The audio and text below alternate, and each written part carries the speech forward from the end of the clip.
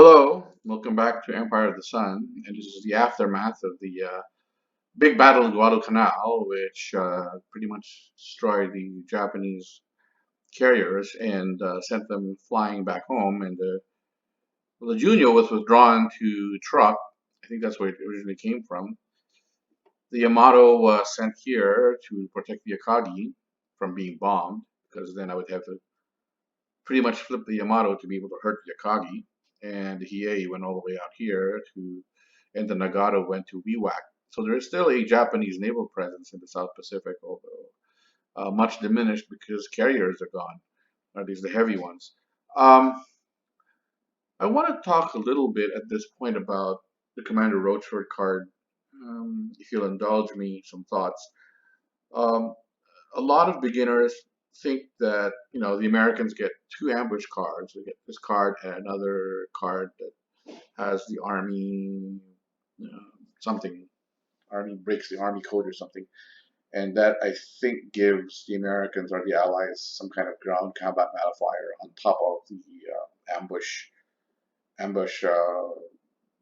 intelligence ambush +4 ambush um, uh, bonus. Sorry, naval bonus, air naval bonus. Um, okay, so they get two of those, and the Japanese don't have ambush cards. They have, rather, they have weather cards. They have two weather cards, and a lot of the beginners would think, tend to think that that's not, it's really the weather cards aren't as good as the ambush cards. I tend to disagree. I think it's the other way around. Um, Certainly, the ambush cards are potentially, and that's the important word here, it's potentially more destructive. Um, but what's problem is especially with the Roachford card, is you have to draw it at the right time. With the Roachford card, you need to draw it in the beginning of the game, right? When the Japanese are still attacking, then you can set up an ambush. Because if you draw it in the late part of the game, if you draw it in 1944, for instance, the Japanese are already withdrawing and they're not attacking, so there is no chance to ambush them. So this card is essentially useless, or not as good as not as destructive as say if you had drawn it in 1942, as we did. Okay, and another thing that limits the the lethality of this card is the fact that we have to roll 5 or greater to get the midway quote unquote midway result.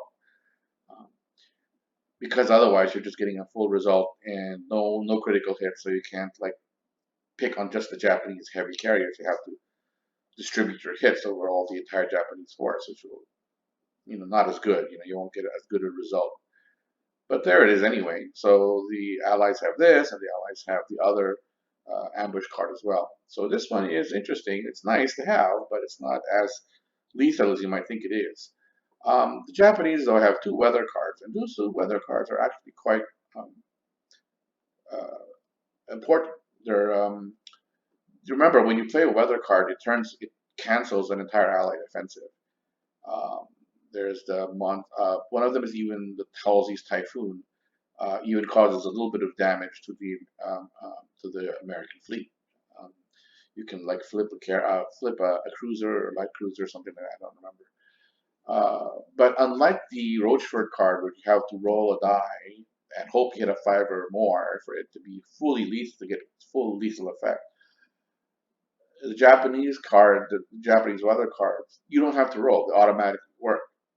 And you might say, well, yeah, but you're just turning away an allied offensive. Yes, that's true, but it always works. And when you turn away an allied offensive, this can be very well be an offensive which they need to capture that all important last progress of the war hex, right? If you can turn it away and he doesn't capture last progress of the war hex, you could be costing the Allies, or the Japanese could cost the Allies one political will. You could give one political will point, and that could very well turn the game. So those weather cards are important. Those weather cards are actually more lethal. They're better drawn in the end of the game rather than the beginning of the game. But I guess if you draw in the beginning of the game, you can put them in FOQ, although if you put them in FOQ and you wait until the end of the game, that's several turns where you can't put anything in FOQ. Your FOQ is all jammed up.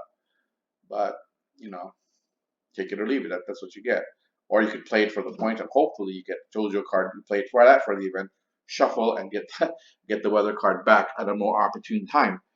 That's a lot of ifs, but you take it. You take it. You take it or leave it.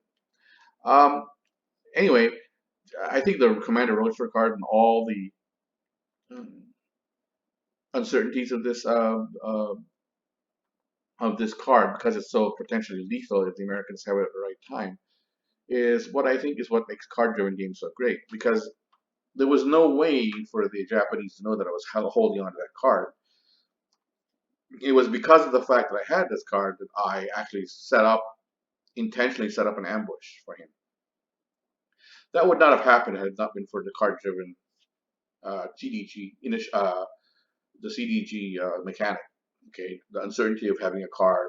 Does he have that card? Does he not have that card? I actually had this happen to me a couple of games ago, where I was the Japanese player. I found that the American carriers were exposed, and I went after him, thinking that, oh, I'm going to destroy him, etc., etc., etc. I went in and then realized that at the end I was already all set up. Attack was ready to go. I was preparing to stand the log, and then all of a sudden I stopped myself and I said, well, wait a minute. This looks awfully convenient. He was very nice to have his carriers out where I could get at them. I wonder what that is, why that is, and I wonder if he's setting me up. I wonder if he's doing this. I wonder if he has the ambush card. He's setting me up. Anyway, I went back and forth on it because the chance to destroy the American carriers was so tempting. They were right there. But then I said to myself, what if he's not dumb? He's a good player. He's not going to do this intentionally. So I figured maybe he had the Roadster card and was waiting for the ambush. Long story short, I talked myself out of it and I didn't do the attack. At the end of the turn, I found out he didn't have the card, the Commander Roadster card. When I told after the game, when I told my opponent what I was thinking at the time, he laughed and said, "Oh, I guess you outsmarted yourself." And I said, "Yes, I did." But that's, I think, the beauty of the card-driven mechanic is that you have all this uncertainty. You don't know if he has that card or this card, and you're playing the cards, making sure that you play a surprise attack at the end of the turn, so you try to minimize the chances that he has a surprise, that he can react to your surprise attack, and so on and so forth.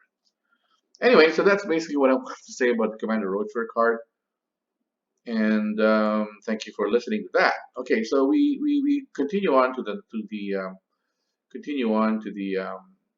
his card play, his next card play. He played the Hago Burma offensive card for the event. He uh, basically activated 7 units, and he's basically what he's doing here is he's getting ready. He moved his guys around, getting ready for the push into Burma. He's looking to push into Burma, capture Rangoon, and he finally went after Singapore. Okay, so that's pretty much a goner. And at some point during the turn, he's okay. Here we go. And then he went after Chilachap. Okay, so to destroy the last remnants of the Allies in the Dutch East Indies. And then as soon as he gets that, all he's got to do is stomp on Bangka, and then he's got to stomp on Medan, and I think that's it. Then DEI falls to him. Okay. Oh, and he has to stomp on Balikpapan as well. I think he doesn't. I don't think he ever took control of Balikpapan. So that's it. He basically has to just move units and stomp on it, and it's done. So Singapore is gone. DEI will be gone, and he's preparing for an attack into Burma. So that's what's going on, and we'll see what happens next time, and see what happens here in the South Pacific and what goes on in CBI. Thank you very much.